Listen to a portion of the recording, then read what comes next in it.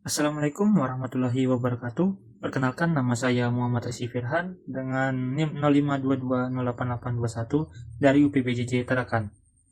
Kali ini saya akan mengerjakan tugas 1 mata kuliah Pancasila. Oke teman-teman semua, sebagai generasi muda Indonesia, kita tentu sering mendengar kata Pancasila. Tapi tahukah kalian bagaimana Pancasila lahir sebagai dasar negara kita? Perjalanan lahirnya Pancasila adalah kisah perjuangan luar biasa para pendiri bangsa untuk menyatukan seluruh rakyat Indonesia yang berbeda suku, agama, dan budaya. Segalanya dimulai ketika Jepang menjanjikan kemerdekaan kepada Indonesia. Untuk mempersiapkan hal itu, dibentuklah BPUPKI atau Badan Penyelidik Usaha Persiapan Kemerdekaan Indonesia. BPUPKI dilaksanakan sebanyak 2 kali sidang.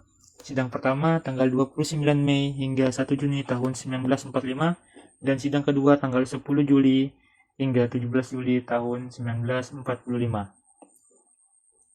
Setelah sidang itu dibentuklah Panitia 9 yang beranggotakan tokoh-tokoh penting seperti Soekarno, Muhammad Hatta, Muhammad Yamin, dan lainnya.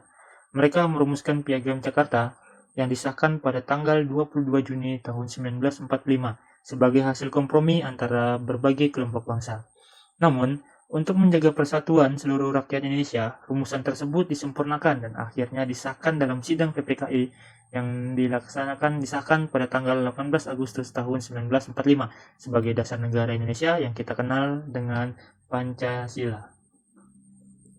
Berikut timeline lahirnya Pancasila. Yang pertama dimulai dengan sidang BPUPKI pertama, dilanjutkan Piagam Jakarta, dilanjutkan sidang BPUPKI kedua, dan sidang PPKI.